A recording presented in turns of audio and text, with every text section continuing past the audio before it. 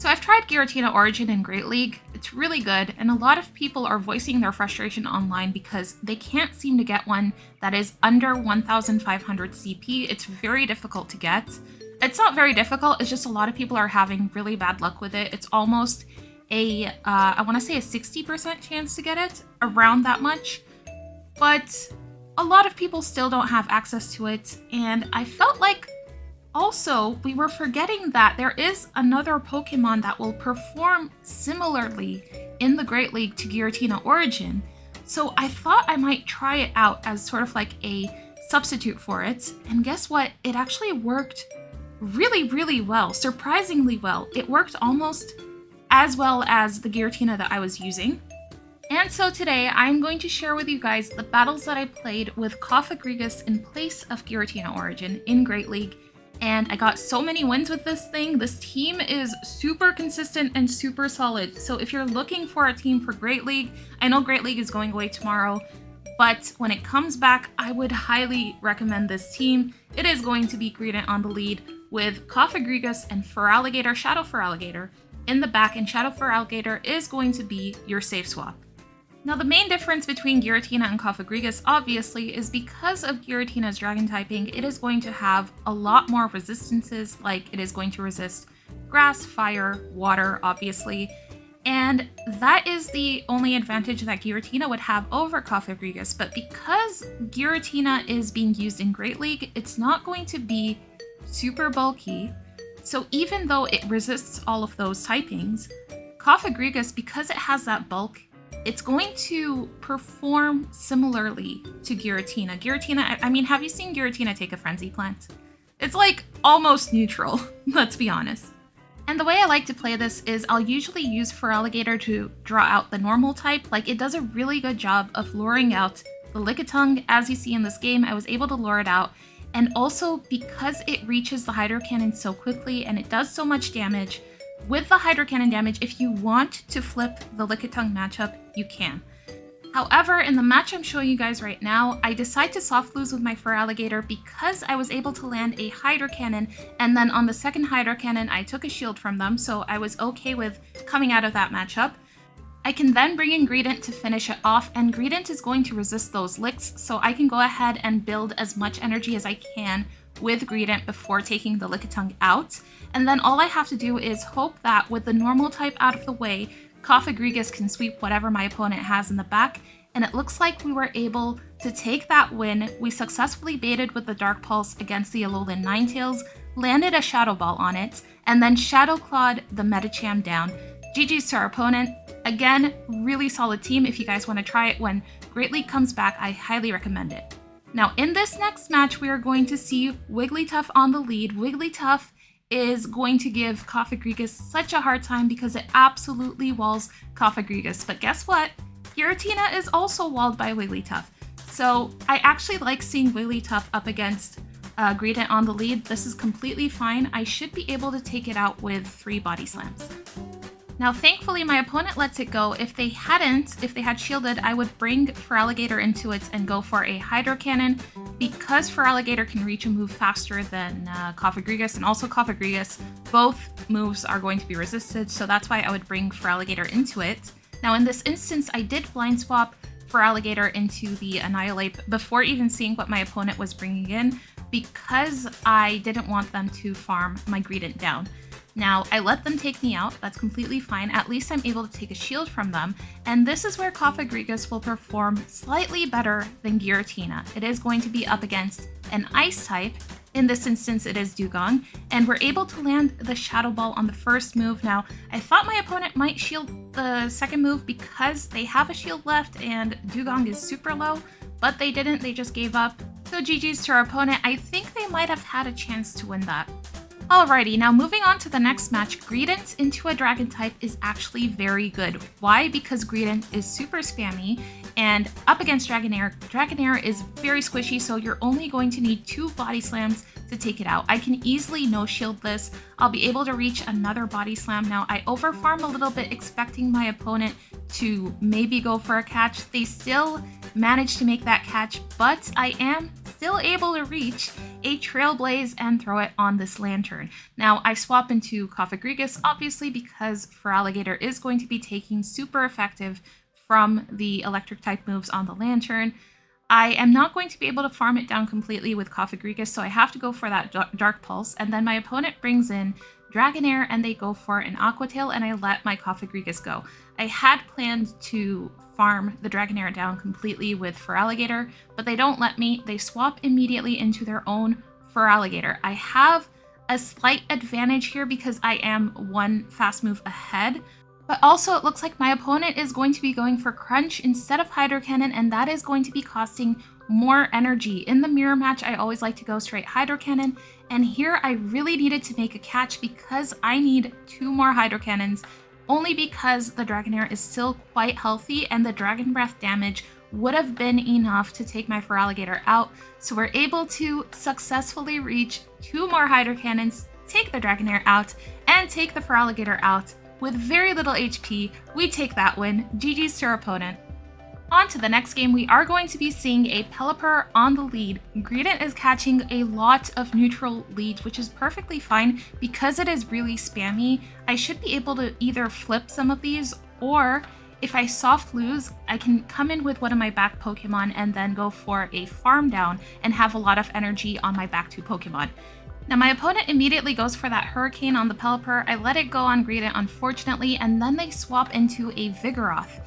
I go for a Body Slam on the Vigoroth just to soften it up before I swap into my Cofagrigus, and I swap into Cofagrigus because I don't want Feraligatr to take all of that damage yet, and the counters are going to be resisted, the Body Slams are going to be resisted, so this Vigoroth can only go for Rock Slide. Now I do manage to take it out with Cofagrigus, and also I'm able to reach a move against the Pelipper. We take, finally, their first shield. I also go for a Body Slam on Greedent because I had a little bit of energy stored up on it, and they let it go on the Pelipper. Now the Pelipper is in the red, and my opponent has a Stunfisk in the back. They let the first Hydro Cannon go. I still have 2 shields, so I'm going to be perfectly fine in this match. I'm going to be able to Shadow Claw the Pelipper down and then take that win. GG's to our opponent. And that is going to be a 5-0 with this Cofagrigus team. Highly recommend it. In the previous set, actually, I played a similar team, but I was running Runerigus in place of Cofagrigus. Now, the problem with Runerigus is it is going to take super effective from a lot of things because of its ground typing. So it was taking super effective damage from grass, water, and ice types. So when I put Cofagrigus on the team, it performed so much better.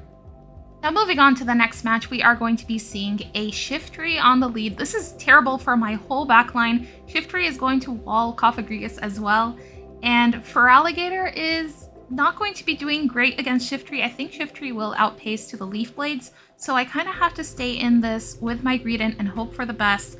My opponent goes ahead and shields the second Body Slam. At least we were able to land one. I should be able to live another Leaf Blade and reach another Body Slam. Let's see if my opponent decides to shield. They shield. They have at this point invested both of their shields into this, so I'm going to swap into my Feraligatr and go for a Hydro Cannon to take it out. I had to go immediately for it before my opponent could reach a move. Now I'm hoping that whatever my opponent has in the back, I should be able to sweep with Feraligatr and Cofagrigus, and I still have a shield left, so it's looking good for me. They bring in a Deoxys. I'm going to go ahead and shield my Feraligatr, and they Psycho Boost, and then they swap into a Cresselia. So I'm going to go for Hydro Cannons against this Cresselia, and I managed to catch the Grass Knot on my 1 HP Greedent, and then I can bring my Cofagrigus in, and Cresselia is not going to be able to take us out with anything. Even if it goes for Future Sight, it's not going to be able to handle the Cofagrigus. I'm going to have so much energy built up, and I'm going to go for a Shadow Ball on the Deoxys, take it out, and then take that win. GG's to our opponent. On to the next match, we are going to see a Hakamo-O on the lead. Now, this is a fighter, but the only fighting move it has access to is Brick Break, and Brick Break doesn't do that much damage, so I should be fine going straight Body Slam and staying in this with Greedent. I let the Brick Break go, it doesn't do that much damage, and I should be able to reach 2 more Body Slams, which is going to be enough to take the Hakamo-O out. Now my opponent does decide to shield this third body slam here so that they could win lead. And I'm hoping here that my opponent throws a move really quickly before they see what comes in. So we managed to take a brick break on our Cofagrigus. Unfortunately, we're not able to farm them down before they can reach a Dragon Claw, so we have to take that damage. And then my opponent brings in a Feraligatr. Now I immediately swap into my own Feraligatr. I blind swap so that I could clear the debuff on Cofagrigus. We're at least able to take their final shield with the Hydro Cannon. I go ahead and I shield the Crunch. Good thing I shielded. Unfortunately, my opponent was still able to drop our defense with the Crunch, but then they bring in a Skarmory. I go for 2 Hydro Cannons against the Skarmory, and then my opponent just has a Feraligatr with no shields left. I have residual energy on Cofagrigus, so I'll be able to reach that Shadow Ball really quickly and take the Feraligatr out. GG's to our opponent. Now moving on to the next game, we are going to be seeing a tricky lead for this team. Altaria is tricky for the team just because of how bulky it is. At least I'm going to be able to be spamming out these body slams really quickly and doing as much damage to the Altaria as I can. Now I kind of want to save my Greedent just in case there is a normal type in the back. So I'm going to go ahead and let the Sky Attack here go. I'm going to go for another Body Slam. Or no, I don't go for another Body Slam. Instead, I immediately swap into Cofagrigus and I start building up energy. Unfortunately, my opponent goes for a Moonblast here. I wasn't expecting that. I was expecting a Sky Attack. We do manage to take the Altaria out, but not without losing basically 2 of our Pokemon, but I'm just hoping that my Feraligatr can sweep whatever my opponent has in the back. At least they let the Shadow Ball go on the Lantern. Lantern is going to be very bad for Feraligatr. Now, I do have to shield my Greedent here because I really wanted to try to land a Trailblaze on that Lantern. They also went ahead and they shielded our Body Slam. My opponent goes ahead and brings in a Gligar. This is actually good for Feraligatr, but at the same time, I only have 1 shield left, so I am going to have to take an Aerial Ace from this Gligar, unfortunately, and that puts us in the yellow. I wanted to farm up a little bit of extra energy, but it doesn't look like I am going to be able to reach a Hydro Cannon on this Lantern. If I no, actually, I wouldn't have had a chance. I was gonna say if I had reached the Hydro Cannon, maybe it would have taken the Lantern out, or I would have come close to taking it out, but it looks like they still would have been able to reach a move on our Greedent. Moving on to the next match, we are going to be met with a Shadow, Alolan Sandslash, and Greedent actually does pretty well against this, even though we don't have that Crunch. And it is going to be running Shadow Claw as a fast move, which Greedent is absolutely going to be resisting. They go for a Drill Run. I'm going to go straight Body Slam here because that's all I can do. I just need to land 3 Body Slams on this Alolan Sandslash to take it out with the Mudshot damage, of course, but then they swap with 1 HP into their Sableye. And I'm actually okay with staying in this and going for Trailblaze against the Sableye. I'm gonna go ahead and no-shield this Foul Play. I was thinking maybe I'd survive it. I did. I survived with 1 HP, and then I can go for another Trailblaze and get the Sableye super low. Now I can bring Feraligatr in and start getting energy on the Feraligatr. We're able to take the Sableye out. My opponent is going to have an Azu in the back. I'm just going to have to go straight Hydro Cannon against this Azu. At least we're resisting the fast move, but I am going to have to shield the Play Roughs. Actually, I decide to save my final shield for Cofagrigus. Cofagrigus is easily going to be able to sweep my opponent's team, and they had energy on that Alolan Sandslash. They could have thrown it, but because they swapped it into my fast move, they do take that fast move damage on the Alolan Sandslash, and we're able to take it out before it throws that charge move. And then when my opponent sees the Cofagrigus, they just top left. So GG's to our opponent. Moving on to the final battle of this video, we are going to be seeing an Azu on the lead, which is a really good lead for me because I have Trailblaze on my Greedent. I'm going to no-shield whatever they throw here. I like saving shields for my Feraligatr, which is going to be very squishy, but also very good with shields up.